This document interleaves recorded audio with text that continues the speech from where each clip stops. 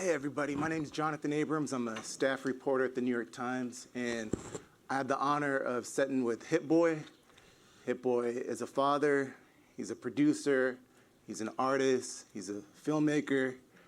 I would make the case that sonically, over the past couple decades, he has influenced hip-hop more than anybody else.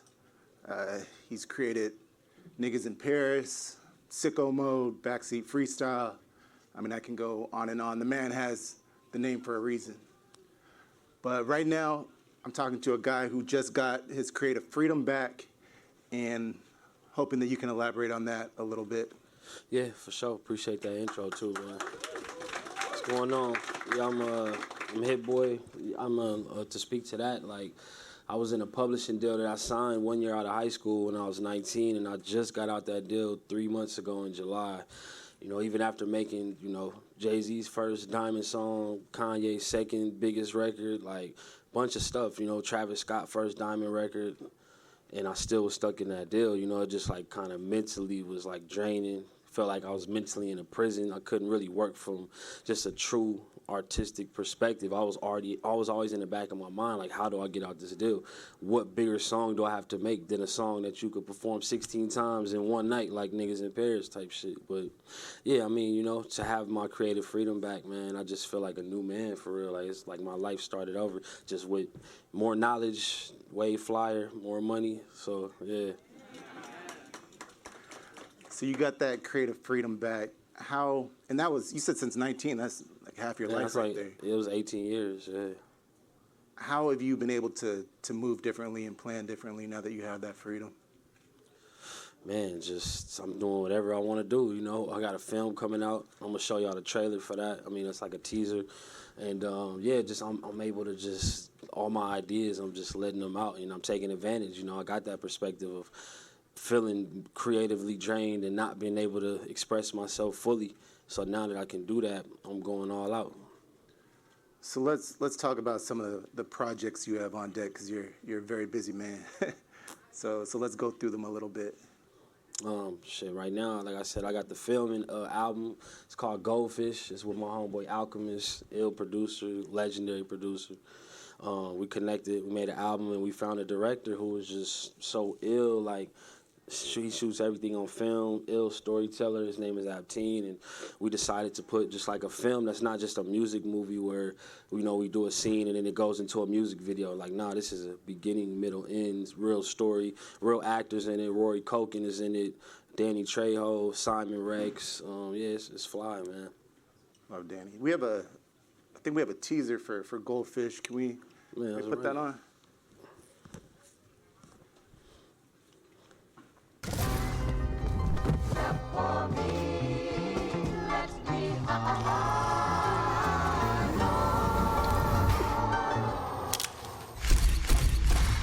Oh, shit.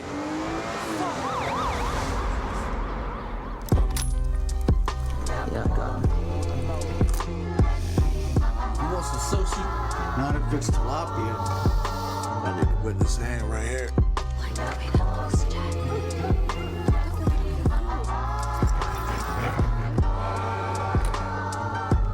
Figure that out. Tell your boys to clean this.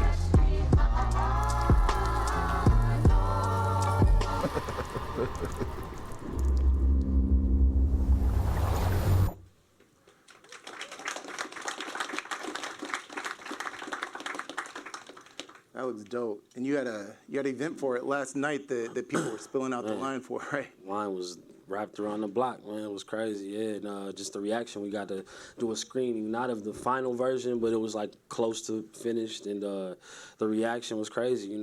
People laughed at the parts they should have laughed at. It was dope, man. Yeah. So you made so much music that I've enjoyed throughout my life. How would you describe your creative process? Man, just raw, authentic, man. I don't really got a process. I just literally, like, this shit just be spilling out of me. I'm having fun. Like, I've been kind of, like, putting it in perspective now. Like, I started making beats when I was, like, 15, and I replaced, like, me going home every day after school to play video games. I make beats because it looked like Tetris. FL Studio is what I use, so just the blocks and the way it looked just looked like a video game. And to this day, like, it's just fun for me. So you've been on top of the music business and evolved with it through. My man started in the days of MySpace and been on top of it ever since. So how have you been able to evolve as how we consume music has evolved, as how music has been made has evolved? Man, just stay in the mix and just, update my software, my personal software, like tapping in with new creatives, listening to new artists, not getting stuck in an era, with FL Studio. When that first dropped, people was like, man, this is a joke. Like, you're not a real producer if you use FL. Just like when the MPC came out back in the day and like live, drummers or whatever would be like, man, that's not real music. It's like, you got to keep evolving and see what's out there. Like, even with the AI stuff right now, it's ways to implement it and use it as a tool versus being scared of it. I mean, so I think AI is the next frontier for everybody. And you specifically, music-wise, how do you see incorporating that into what you do? Like I said, as a tool, I talk to certain people, they be scared of it, like, oh, it's going to replace or whatever, but I don't think it's going to replace an actual human. Like, you still got to prompt it, you still got to make it do what you need it to do, and it's an ill tool, man. Any specific ways that you've implemented it? Like, kind of using it like I would like a MIDI, like a VST or something. If I wanted to change a piano to some strings or some strings to an organ or something, like I kind of use it like that, like just kind of playing chord structures, and then if I need like a live violin sound, I could just get that from AI. Now, you're a guy who's collaborated with every big name in hip hop. You've worked with Nas, you worked with Jay-Z, Drake, Kendrick, and not just hip hop though. He's worked with Mariah Carey, Beyonce, Ariana Grande. Rihanna. I mean, my first placement ever in 2007, like, I would sell beats and I had, independent artists rapping on my stuff, buying beats. But the first beat that came out on a major label was Jennifer Lopez, like this song called Forever off her Brave album in 2007. That was the first major label release to where, like, back then they had the CD, so I'd go to Best Buy or wherever, get the CD, see my name in there, show my mom. That was exciting for me back in the day. What was that moment like for you, your first major placement? Ill, man. Ill, just being able to be like, damn, it's really on now, you know what I mean? I'm really doing it. That just made me get, more hungry and just, like, want to just dive in more. You look at how music has evolved and how it's gone. Beyond AI, what do you think is the next big thing sonically, music-wise, production-wise? I can't call it. I don't know. The shit I'm making right now. And what does Goldfish have a drop date yet? Yeah, the 24th. 24th. Yeah. All right. So y'all can be on the lookout for that. Mm-hmm. So you had I know mental health is big for you and something that you incorporate in your life daily. Why is that big for you? Man, I'm just doing it for like the last 8 months or whatever, realizing like all these years that, like, that's why I could put things in perspective of how, like, I was just in that, it was a dark place, you know what I mean? I went through a lot of emotions being in that dealing with life. Obviously, I'm dealing with other real life stuff too, my dad being in and out of prison, shit like that. But man, I was really depressed, man, just like trying to claw my way up out of that situation and being scared of going back to poverty, going back to being on Section 8, going, like, you know what I mean? I help a lot of people out, so just like, I just got more of a grip on everything now. And I know part of that grip is being a dad. What has that done for you, being a dad? I know you told me that your son just started school a couple weeks ago or this week. Mm-hmm. How has that been? Ill, man. He's a smart little dude, man. And he just, like, he real, like, resilient, like, with everything he do. Like, if he, like, got a goal, he want to get to it, he not stopping until he get it. Like, even with, he just started training in basketball. And, like, he'll make a certain amount of shots. And if, like, I need to make 2 more. I don't care how long it take. Like, this dude is like, we not leaving the studio until I make these shots. We not leaving. Like, it's crazy. Just, like, I like to see that. I think Hov said it best. I'm a businessman, not a businessman. Mm-hmm. How your marketing and your brand deals, how does that align with the vision of who Hit Boy is? Man, I just did a campaign in L.A. where I got all these billboards that said, what's the deal with Hit Boy? Just playing off the deal situation, me getting out my deal. And I was just like, I had got off of social media for some months and just like changed my number. I was low key. People was really like, "What's the deal with Hit Boy?" So I played into it, you know, and that's like, I got people. I'm hearing like other rappers calling their label like, "How I get the Hit Boy budget? How I get all these billboards?" And I got buses running around the city with my logos and shit. So just like taking it there, man. Just like really, you know, utilizing this energy that's on me and you know, taking it to the max. So I know "Niggas in Paris" is a huge song that resonates with a lot of people, and that's what really propelled you moving forward. Can you kind of walk us through the origin of making that song and what the creative process was like? Man, that song came about. I was working on Watch the Throne. I was actually in New York. It's like top of 2011. And it was a crazy snowstorm out here. The whole city was like white, crazy. But we was locked in. We was at the Mercer Hotel. That's where they did most of the recording. They was just in there locked in. I was working on like all of Kanye's acts because I was like down with good music at the time. So I'm doing like Pusha T stuff, John Legend, Big Sean, all of these artists. And I ended up getting an opportunity to work with Hove and Ye for the Watch the Throne album. Did some songs with them. We did stuff out here. I was hyped. I was excited. I'm thinking, like, this stuff is about to go crazy. None of that stuff saw the light of day. Niggas in Paris was a beat that I just emailed Kanye, like, a few months prior. I wasn't thinking about it at all. They must have just turned that beat on when they was in Paris, lit, and this shit went crazy. You know, and then Ye emailed me, like, the next day after they did it. It was like, bro, me and Jay laid this song over your beat last night. It's just like, when this song come out, your life gonna change. And he was right, for sure. You remember your first time hearing them on that track? Yeah, the first time was actually back here in New York at the Planetarium. They rented out the Planetarium and played the album. Kanye brought these crazy big speakers in, and like you had to see the stars and all that type shit. It was crazy, but they played the album. They was playing the first couple songs. Everybody going crazy, but when Niggas in Paris came on, the whole room stood up, and it just was like a party. I'm like, oh, he was right about this shit. You know what I mean? Mm-hmm. Now, being in New York, I don't think we can go much farther without talking about your collaboration with Nas. This guy, Nas, had, 14 Grammy nominations before Hit Boy and his collaboration helped get Nas his first ever Grammy win. And since then, I may be exaggerating a little, but I think him and Nas collaborated on about 12,000 songs over the course of like... It was 80. I mean, shit, it might as well be. Over the course of a couple years. And, you know, for me being a hip-hop head, I don't think I've seen that type of synergy and collaboration amongst any producer and artist, you know, ever, that type of back-to-back-to-back type of output. What was that time like in your life? 6 albums, man. Crazy. 3 years. That was fun. That was like me just being a student, being able to learn. I'm around Nas every day, watching him write verses, write hooks, record, think about like how he want to project over the beat. Like just, I got to see some high level rap, you know, for 3 years straight. So that helped my raps get better. That helped my whole layout get better. So that was just me being a student. And you have this project that's about to launch with The Alchemist, as you mentioned. Just two titans collaborating again.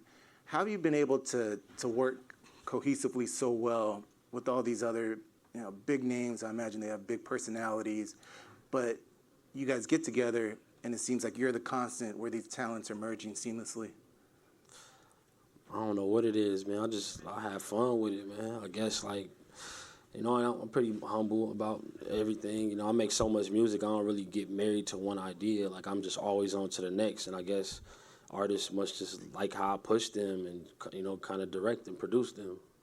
Yeah. I think we have a couple minutes for questions.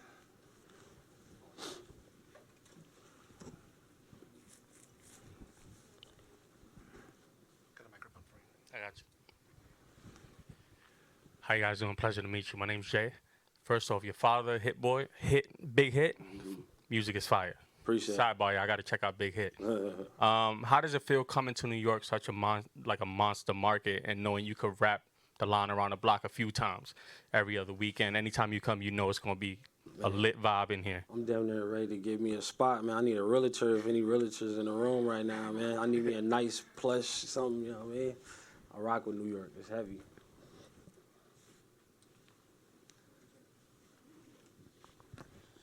What's up? My name is Miss Knockout. I'm from South Jamaica, Queens. So I'm an indie artist. This is like right up my alley. I started doing beats, like learning how to do my own beats like 5 years ago. I got about maybe 500 beats in the chamber, and I was wondering, I'm getting ready to roll them out, but I don't know which way to go. I don't want nobody, put them out all over the place, people stealing stuff. So I want to know which way, where do I start with? I got the stuff that I want to use for myself as an artist, but I also want to place beat. I did place one on the Fashion Channel. It's an EDM song. Oh. But which way do I turn to like start my journey as a beat maker? Sound like you already started, man. You know what I mean? Just keep that going, keep that energy up, like connect with more people. And I mean, as far as people like stealing beats, I mean, if a song come out and it's making money, that's good for you. You're gonna be able to, boom, I made this. You know what I mean? Like you can go get your bread. I don't think people could really steal a beat like that no more. But yeah, just stay in them circles and keep pushing the music. Yeah. Okay, thanks. And I want to just a little bit to follow up on that. One of his biggest, earliest tracks was "Drop the World" with Eminem and Lil Wayne, and he talked about how he was just emailing people, right? At the very beginning, that's how you got put on. I mean, I still text beats to people. I just, if I get a batch, something I'm inspired by, like I might text whoever some stuff or email too, As a multi-Grammy winner on the hustle still. Oh, yeah. I'm a hustler first, damn near, so, yeah. Hi. So my name is Ani Roseborough. I have a record company, Ani Records. It's an independent. I've been in the business for about 35 years, worked at RCA, Sony, Island, and I worked at Bad Boy. I was Diddy's product manager for his first album. About 4 years ago, I started my own label, and this is my artist, Jatan. So this is Jatan. So how could we work with you? I know the budget is, but how is it possible to work with you? Tap in with my team, man. It's 2 guys in the front and this guy with the gray hoodie, Nima. Hey, how are you doing? My name is Moyo. Sorry, again, I'm Nigerian, hence the accent. So I'm with my junior here, Matt. We're at the Rain Group. We're an investment firm. We're growth equity advisors. We're also M&A advisors. But I particularly work in music, so I work with music catalog sales. We buy and we sell them. Okay. But I was really curious about your catalog. You just came out the deal. How are you thinking about your producer shares, like the longevity of your catalog? Do you think about exiting at some point? Do you want to hold it and pass it on to family? Yeah, I mean, for sure. If it makes sense, if the numbers make sense, we could talk some business for sure. But, right now I'm just kind of just adding to the catalog. I know the business manager's name, I'm going to hit him. Nima. Hi, I'm Brittany. Thank you for gracing us with your presence today. I just wanted to know, how do you frame your story? Like, hallelujah, thank God you're out of that deal. But how are you able to look back on your life and look at those years and not feel bitter, resentment, etc.? Have you already kind of accomplished that, or is it kind of a work in progress? I mean, I felt all the bitterness during the situation. Now that I'm out, I'm like, I just feel nothing but joy and peace and happiness, you know what I mean? Like, I already went through them emotions, every up and down, frustrating, wanted to quit, all the shit, but it's the love of the music and, just the love of, like, seeing my own growth. Like, when I see myself, I'm able to, like, deliver a verse on a higher level than I was able to do before, make a better beat, make my 808s go crazier. Like, all that shit is, like, that's worth more than money to me. Like, I could see $1 million come in my account, but it's not going to get me as excited as a fresh idea, something that's like, I don't know, It's like I thrive off just creative ideas. We got time for a couple more. I got a question right here. My name's Theo. I'm just recording this for my homie because he makes music. I think he struggles. He's a talented artist. I think he struggles between being an artist and a creator and like the business aspect of it and marketing himself as a brand. Do you struggle with that as well? Is that something you've come up with? And what advice would you have for a young artist? Man, I have, man. It's like just getting myself to cut through visually, even like with music videos. That took a lot of work, a lot of time, a lot of effort, and a lot of mess ups too, like spending bread, like really investing in myself. That's the number one thing is no matter what, I'm always investing in myself. That's what you got to do, man. he's hit me up to some of the stuff he has already shot with The Alchemist. It's fire. It's on a different level. Appreciate it. Hey, how's it going? My name's Isaiah. I'm from Fontana, California as well. What's up? Yeah, what's I'm up? from Upland. Oh, right on, yeah. He from Shout y'all out 909. Yeah, we got IE strong in IE out here.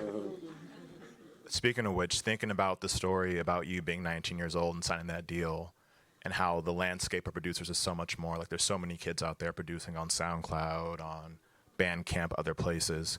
What advice would you tell them, or even yourself at 19, to navigate that, to avoid that exploitation early on? Man, as far as contracts go, make sure you have an end date. You know what I mean? I didn't have an end date to mine, and I was stuck in that joint. But as far as everything else, like, man, just believe in yourself, man. Just, like, you don't got to follow behind one person or just, like, take one person's advice to heart that much. Just, like, take pieces and understand that, you know, if you got the talent, you're going to end up in the right places regardless. You ain't got to be in a rush to just, like, sign some shit or be in a rush to be down with something that's not all the way right. Hi, my name is Destiny. I have two things. One, if you're looking for a realtor in Florida, my mom's in Miami, and she'll help you out there. I could connect you. And second, as a person that also struggles with depression and anxiety, from a male perspective, a lot of male don't speak up about that. What is your go-to to helping you get through any of those tough times that you're having? Man, lately it's been the therapy and then just, man, taking a second to just breathe. You know what I mean? Just, like, breathing is important and people don't realize it. Like, man, take a deep breath, relax, you're still alive, everything gonna be straight. You know what I mean? Appreciate that. Thanks. Hi, Hippo. Nice to meet you. My name is Chez. The question I want to ask was, what's one creative risk you took that completely changed how you approach producing? What? Say that again? What's one creative risk you chose or took that completely changed how you approach your producing and production? Man, my whole career is a risk, man. I just have fun. Like, it's like I know what I'm doing, but I don't know what I'm doing. You know what I mean? I'm just making shit, and it's like, it's just happening, man. I'm just throwing paint at the wall, and it's like sticking. Hi, my name is Linda Starr. I'm from Brooklyn, New York. I'm an artist, songwriter. I'm more on the R&B side, but I do appreciate and admire and respect your longevity in the music industry. I'm a songwriter first, so can you explain, like, from start to finish, the storytelling in a song and any advice you would give as far as, like, how, like, songwriters could make hit records, creating a song that's not only good but great and that resonates with audiences? Man, they gotta resonate with you first. You know what I mean? Like, shit, like, there's plenty of songs that I made that I just knew this shit was gonna take over and it didn't go nowhere. Then there's songs that's like I didn't really think that much of that just took off. So you gotta just make sure that you feeling what you're doing first, and everything else is like, you know, you can't really control that. Got time for one more? Hi, Kayla Walker here. You mentioned a little bit earlier, 2007, Best Buy, you went and put your hands on that CD and you had this sort of intangible joy. I'm curious, what's the equivalent of that today when there's no Best Buy, CDs are kind of obsolete? What is that tangible joy that you feel now when you have a hit or success? Man, getting my son to like my songs, like, you know what I mean? Because, like, I'll be making music. I'm excited about the songs I just made that day at the studio. We've been in the studio all day. I want to get in the car and play my new beat or my new song. And he like, nah, let's play K-pop Demon Hunters. Like, I'm like, damn, I got to beat this. Like, you know? Yeah. All right, I think we have a song from the Goldfish joint album by Hit Boy and the Alchemist that we wanted to debut for y'all.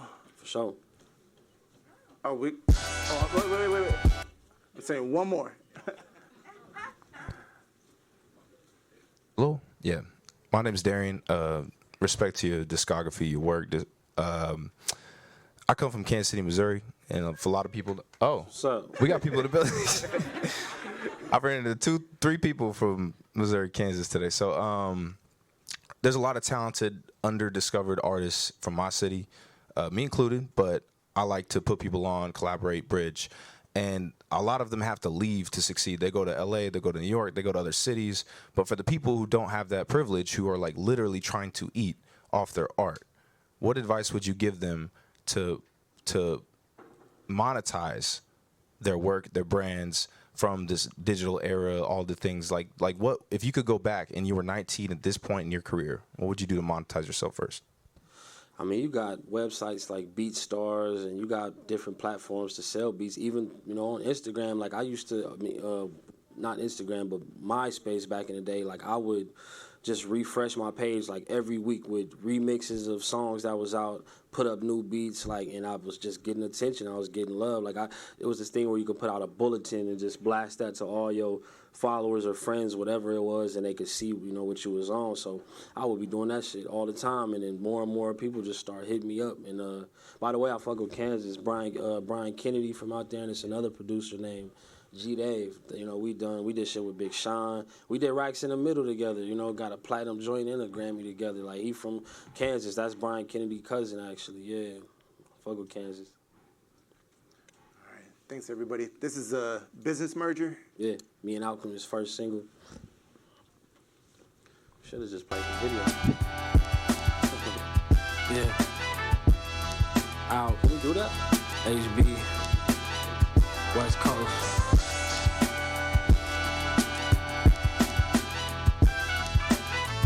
Yeah. Eyes closed and my heart open, just to get this off my chest and left my heart broken. Seeing how goofies a move for the green, saying we on the same team, but what do that mean? Why build a bridge just to watch niggas set it ablaze? Don't get me heated, ain't no way to control the inferno. Feel a spirit of prodigy, I've been keeping it thorough. I'd rather do it by my lonely than fake with the pack. And if you can't stay down, then stay where you at. I feel like we the new standard. I'm going over the matters from information I gathered. I'm finding the answers. I've been reading over the chapters. They doctoring up the numbers, forging all of their data. My godly values, speak at high volumes without ever having to be the loudest in the room. I move like a commander in the military. You ain't even qualified. Get past the preliminaries. Separate award winners from award presenters. I seen some evil done. I'm still shaking off the jitters. I'm coming with the thunder. Yeah, I'm going Thor with the hammer. Was counting 6, 7, 8 before I lived in Atlanta. It's my heart that make me different. This link is apocalyptic. Me and out, moving pure than niggas in our division. I'm tired of acting like this shit ain't watered down for real. Fucking 9 to 5, and you can't relate to this type of feel. Nah. Gave you boys a break, now y'all gotta deal with me. I try to give them the game, they ain't keep it real with me. I had homies out supposed to come up and get rich with me. I had some shorties out supposed to stay down and had kids with me. Long story, it's a lot. Now my circle's so small that it's closer to a dot. They thought I was repping Grape Street. I'm turning up the watts while I'm beating up the pots. Right now I'm speaking with my chest out. Smoke to prevent from getting stressed out. The Lamborghini got the breast out. I'm working with a different type of textile. Everything simple, Janet, and a projectile. I'm not a vegan, I'm a reptile. My appetite for destruction is very trifling, no ciphering. Don't go to clubs if I can't sneak a rifle in. Got paper in circulation, we keep it cycling. We don't do collaboration, it's a business merger. Cut a pot, split a burger, and make it stretch like a fitness worker. I'm on my shit for certain. On stage checking the mic behind a custom Dr. Romanelli curtain. I'll give you extra cuts like a deluxe version. Couple stripes when I'm finished, you need a cut surgeon. Hits drumming, got the truck swerving. Meetings with a tuck shirt in. You can never put enough work in. I put a couple 100K hours in. Days without showering. No vase to put a flower in. No paper to put the sour in. Still no way I'ma throw the towel in.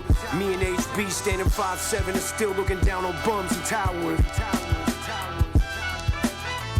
Never heard it like this. Back to back, beat for beat, hey. Bring it back. I gave you boys a break, now y'all gotta deal with me. I try to give them the game, they ain't keep it real with me. I had homies out supposed to come up and get rich with me. I had some shorties out supposed to stay down and had kids with me. Long story, it's a lot. Now my circle's so small that it's closer to a dot. They thought I was repping Grape Street. I'm turning up the watts, nigga, beating up the pots, yeah.